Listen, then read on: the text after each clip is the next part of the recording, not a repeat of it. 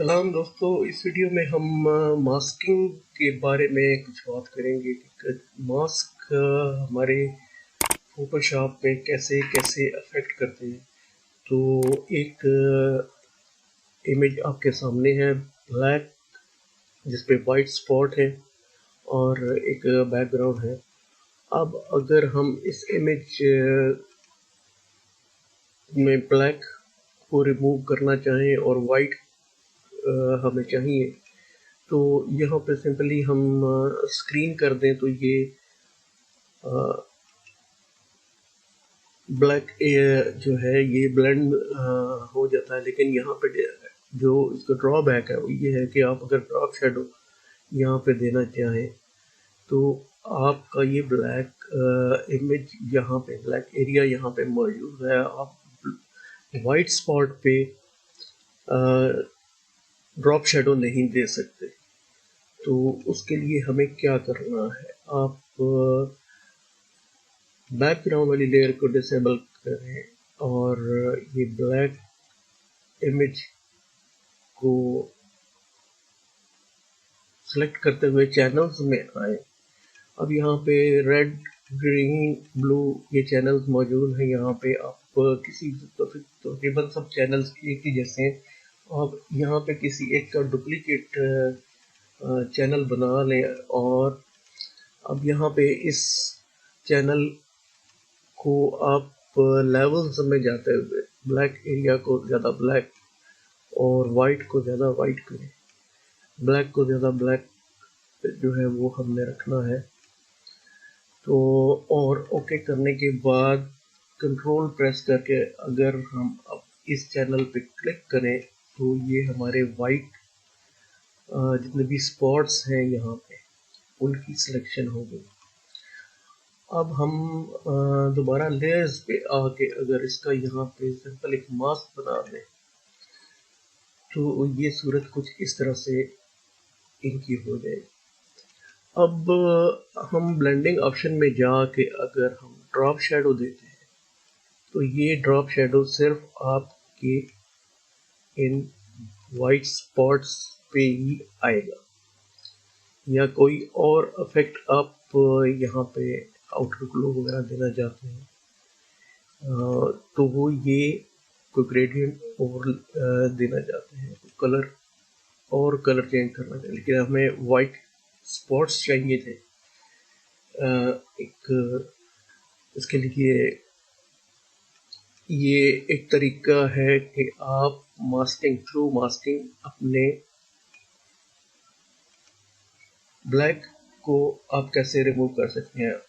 और इसका एक तरीका ये भी है कि मैं इस इमेज को जो मास्क है इसको मैं डिलीट कर रहा हूँ और ये हमारा ड्रॉप शेडो में इसका हटा रहा हूँ, डिलीट कर रहा हूँ और उन्हीं चैनल्स पे आते हुए ये वाला चैनल था जो बनाया था हमने,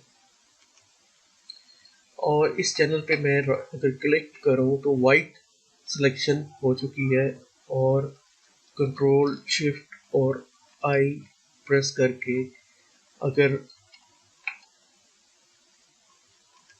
मुझे ये डिसेबल करना था और इन आरजीबी को सिलेक्ट करते हुए मैं लेयर्स पे आके कंट्रोल शिफ्ट और आई प्रेस करता हूँ और डिलीट, तो ये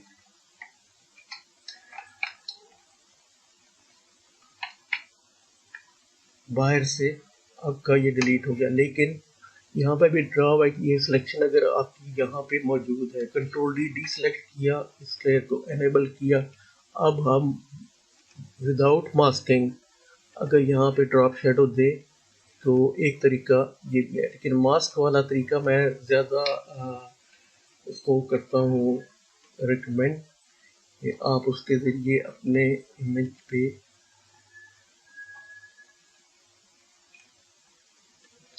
ये वाइट हमें चाहिए था इस पे आप अपने दे सकते हैं, और ये विदाउट मास्क। लेकिन मास्क की पावर जो मैं आपको बता रहा हूँ वो अलग से है, और ये आगे चल के इसी वीडियो में आगे चल के हम देखेंगे कि और मास्किंग की क्या क्या पावर्स हैं हमारे पास। अब यहाँ पे हम कुछ कीबोर्ड शॉर्टकट्स जो मास्क के लिए हैं उनकी बात करेंगे। आप किसी भी मास्क को एनेबल या डिसेबल कर सकते हैं। शिफ्ट की प्रेस करेंगे और क्लिक करेंगे तो ये मास्क डिसेबल हो जाएगा। क्रॉस का निशान नज़र आ रहा है आपको, और दोबारा से शिफ्ट और क्लिक करेंगे तो ये मास्क एनेबल हो जाएगा। और अगर आप इसका अल्टरनेट व्यू देखना चाहते हैं, जैसे अगर आप अल्ट और की प्रेस करके और इसको मास्क को क्लिक करें तो आपको ये अल्टरनेट व्यू दिखाएगा। तो इसमें white reveals and black conceals होगा। और रेगुलर व्यू में वापस जाने के लिए वही काम करेंगे कि आल्ट और इस मास्क पे क्लिक करेंगे तो ये हमारा वापस हम इमेज में आ जाएंगे। आप इस मास्क को किसी दूसरी लेयर के ऊपर भी मूव कर सकते हैं। जस्ट क्लिक और इसको ड्रैग करें। अगर मैं यू एंड सैचुरेशन वाली लेयर पे को ड्रैग करता हूँ तो ये मास्क वहाँ पे भी मूव हो जाएगा। आप होल्ड करें शिफ्ट की को। अब यहाँ पे इस मास्क को हम यहाँ दोबारा से इस लेयर के ऊपर लेके आते हैं तो ये इस तरह से इसको इमोट कर देगा। और हमारी ये जो सिलेक्शन इन्वर्ट हुई है इस मास्क में, ये हमारे इस बैकग्राउंड कलर के मुताबिक ये इन्वर्ट हुई है। अब यहाँ पे इस मास्क को इन्वर्ट करने के लिए आप सिंपल कीबोर्ड से कंट्रोल और आई को अगर प्रेस करेंगे तो ये मास्क आपका दोबारा से इन्वर्ट हो जाएगा और बैकग्राउंड कलर और इमेज हमारा ये हमारे सामने आ जाएगा। और अगर आप इस मास्क की एक डुप्लीकेट लेयर बनाते हैं तो जस्ट आल्ट को प्रेस करके और ऊपर वाली लेयर जिस पे भी नीचे वाली लेयर पे बनाना चाहते हैं तो उस पर आप एक आल्ट की प्रेस करके मास्क पे क्लिक करके ऊपर ड्रैग एंड ड्रॉप करेंगे तो ये वहाँ पे एक डुप्लीकेट लेयर बन जाएगी। मैं यहाँ पे मास्क को डिलीट करता हूँ और अगर मैं यहाँ पे Alt एंड Shift की प्रेस करके इस मास्क को यहाँ पे ऊपर वाली लेयर के ऊपर ड्रॉप करता हूँ तो सेम टाइम ये वहाँ पे मास्क वहाँ पे आ भी गया, लेकिन उसके साथ साथ ये इन्वर्ट हो चुका है। अगर आप इस मास्क को और उस मास्क को देखें, कौन सी की Alt एंड Shift की प्रेस करके ऊपर हमने ऊपर वाली लेयर पे ड्रॉप किया तो साथ में ये वहाँ पे कॉपी होने के साथ साथ इन्वर्ट भी हो चुका है। और सेम टाइम आप कीबोर्ड से \T को प्रेस करेंगे। अगर ये मास्क सेलेक्ट है तो ये आपका इमेज ये बताएगा कि आपके इमेज का कौन सा एरिया सिलेक्टेड है और कौन सा एरिया सिलेक्टेड नहीं है। \T प्रेस करके वापस आप आ सकते हैं। तो मैं उम्मीद करता हूँ कि ये कुछ शॉर्टकट्स कीबोर्ड शॉर्टकट्स आपको मदद करेंगे। तो हम अब मूव करेंगे नेक्स्ट स्टेप की तरफ। तेज़ी से काम करने के लिए, फोटोशॉप में तेज़ी से काम करने के लिए नेक्स्ट स्टेप की तरफ चलते हैं। और शायद इस नेक्स्ट स्टेप के बारे में मैं पहले भी बात कर चुका हूँ कि अगर आप ने कम्प्लेक्स बैकग्राउंड को रिमूव करना है तो आप इमेज की प्रॉपर्टीज़ में आएंगे। प्रॉपर्टीज़ में कैसे आएंगे, विंडोज़ और यहाँ पे ये प्रॉपर्टीज़ हैं, प्रॉपर्टीज़ में आएंगे और सिंपल यहाँ पे रिमूव बैकग्राउंड।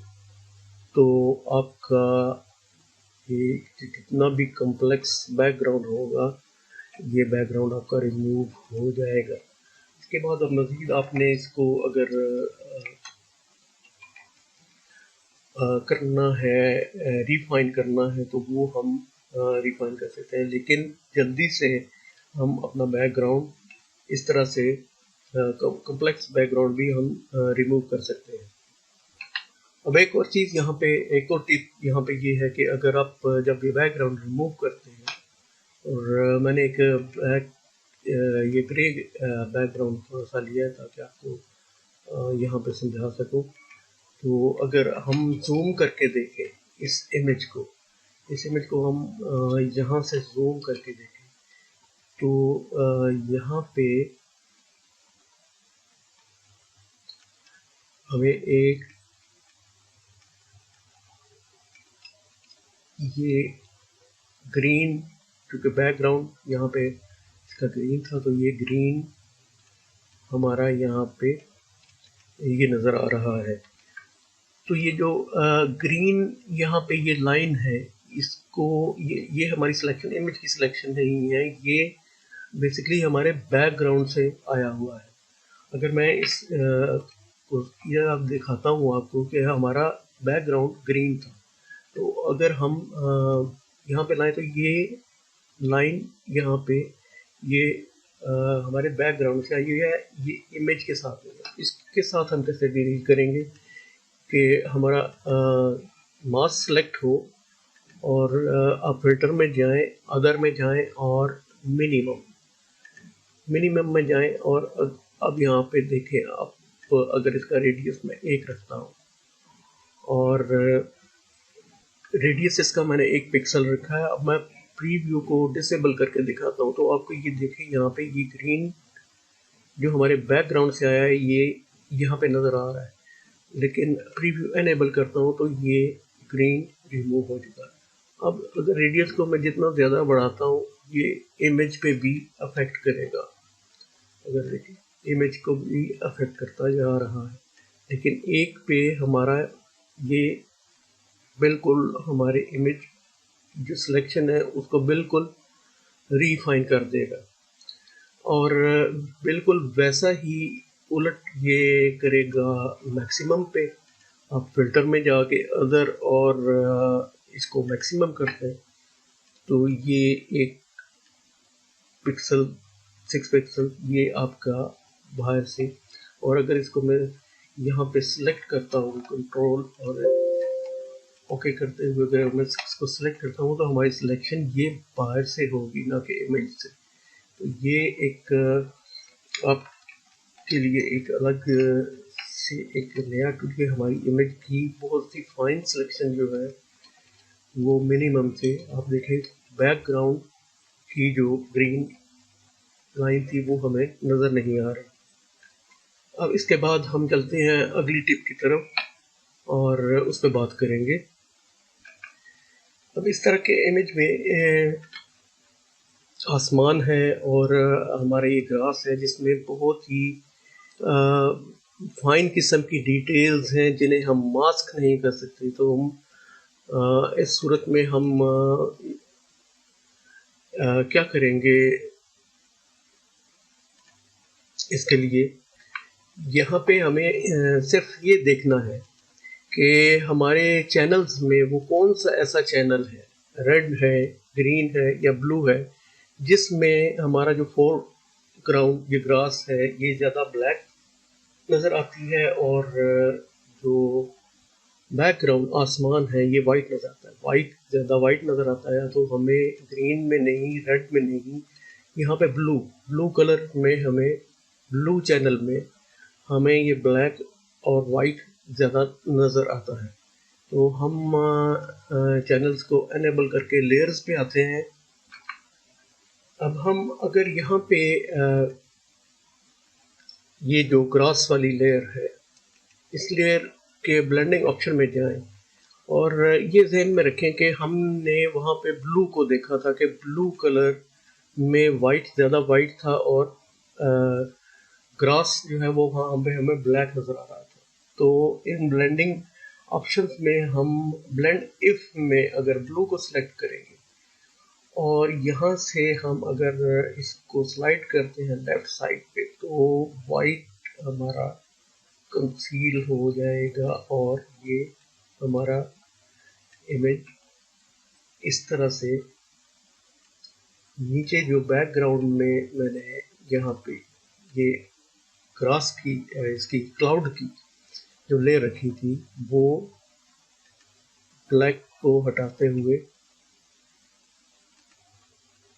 अब ये काम यहाँ पे मैं दोबारा करता हूँ, अब ये दोबारा से गौर से देखेंगे, ये स्लाइड को मूव कर रहा हूँ, लेकिन अगर यही काम मैं इस तरह से करता हूँ लेफ्ट वाली स्लाइड को, तो यहाँ पे ग्रास सिर्फ रिमूव हो रहा है ना, ग्रास है वो यहाँ पे ब्लैक था वो रिमूव हो रहा है।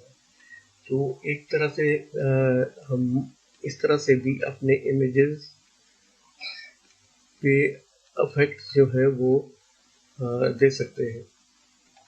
अब अगली नेक्स्ट स्टेप में अगर मैं यहाँ पे लेवल्स को ऐड करता हूँ ताकि मैं अपने इमेज की एडजस्टमेंट, इसके कलर्स की एडजस्टमेंट कर सकूँ यहाँ पे, और इस लेयर के ऊपर अगर मैं इसका एक क्लिपिंग मास्क बनाता हूँ, ऑल्ट की प्रेस करके यहाँ पे मैं मास्क बनाता हूँ, और इनको अगर मैं यहाँ पे ब्लेंड करता हूँ